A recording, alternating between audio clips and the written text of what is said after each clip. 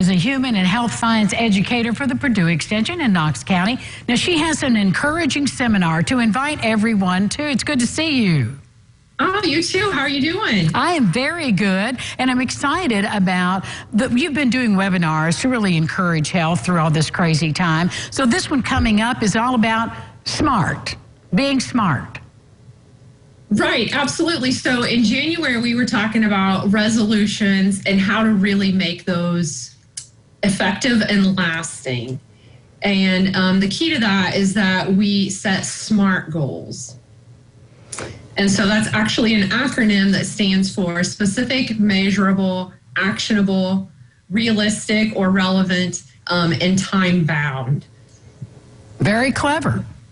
Yeah, and so to give you an example and how you can put that into practice. So a lot of the things we talked last week about physical activity, and in 2 weeks we're going to talk about, or on the 25th we're going to talk about dieting. But we really want to make goals that we can act on. So I don't want to say like I want to lose weight, right? What does that mean, right? Or even if I make that more specific and say I want to lose 10 pounds, again, how are you going to do it?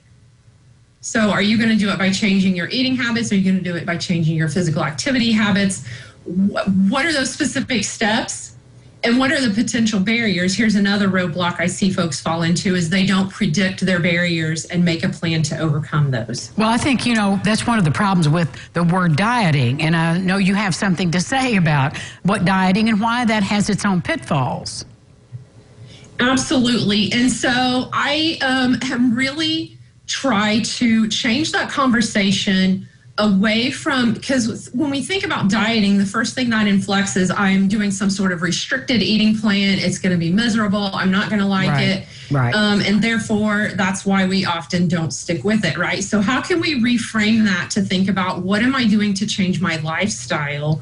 And specifically, if we're thinking about food, how am I changing my eating habits and making that a permanent change that we can live with? So the benefits that we reap from it are long lasting. And that's so true. I mean, it seems like the smartest thing in the world or the most logical, but we've all been so really, I think, enculturated by the diet mindset in our country. So this webinar is going to give people a chance to kind of have a new script here. How do they sign up for the webinar? Absolutely. So this is going to be online. There is no charge. And the easiest way to tell folks to find it is probably to visit my Facebook page, which is Knox County HHS. Or they can feel free to give me a call at 812-882-3509, and I can get the information to them. All right. And they can go to the website and see all the seminars that you've got coming up as well. Absolutely. So next month, we're going to talk about saving and tax preparation. And preventing scams and identity theft. And we have a couple of guest speakers coming in, so we're really excited about that. All important topics. Tanya Short, thank you very much. Thank you. Lifestyles will continue right after this. Stay with us.